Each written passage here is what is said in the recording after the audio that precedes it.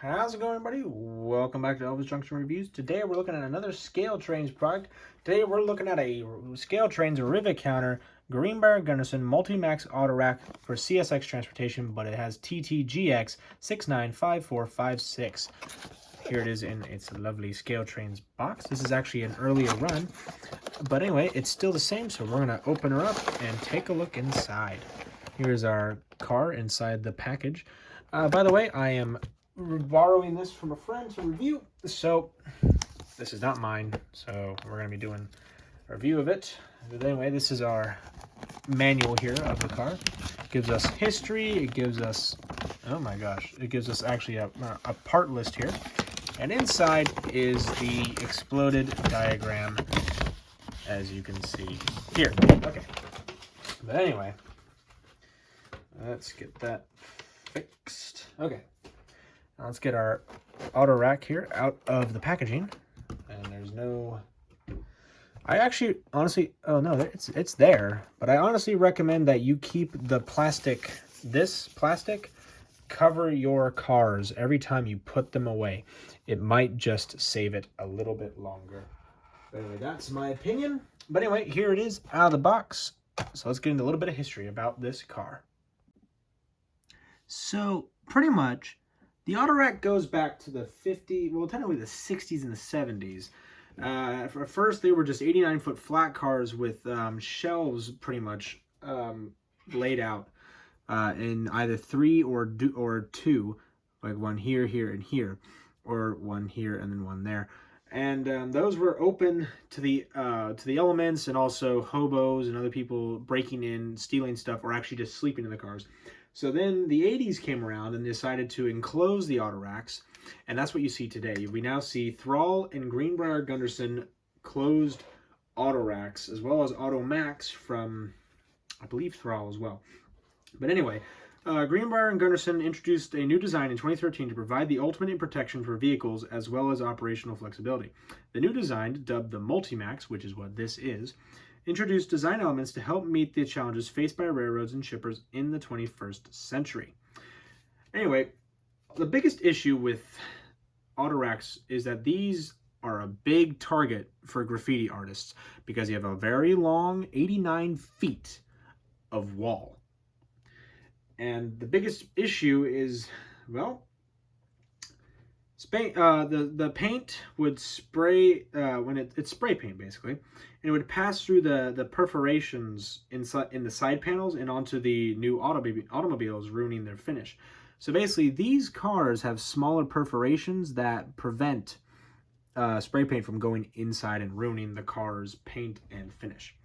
Okay, so now that we've done a little bit of history, let us get into some details, starting with the front and the back. Alrighty, so we're currently looking at the front or the back, depending on how you fancy. They're pretty much the same on either side. But anyway, we started from the top, work our way down to the bottom.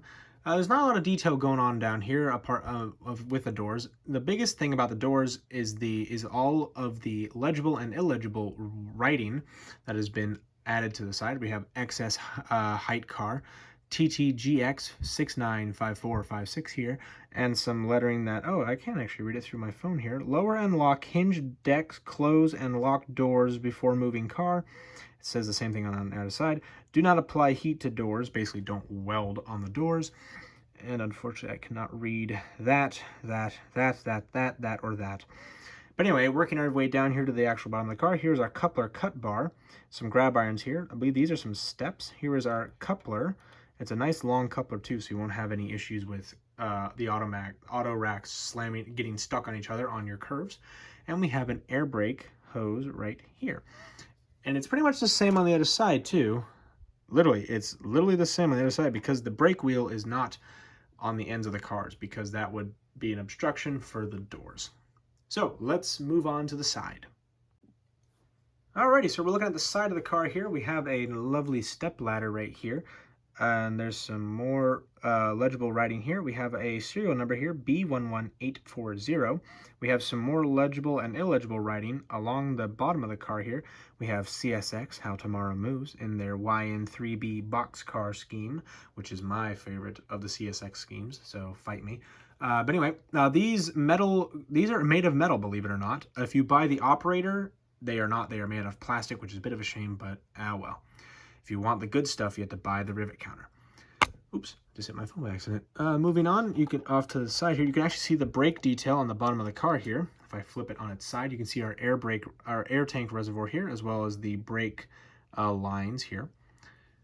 And let's pull it back up onto the side. Whoopsie daisies.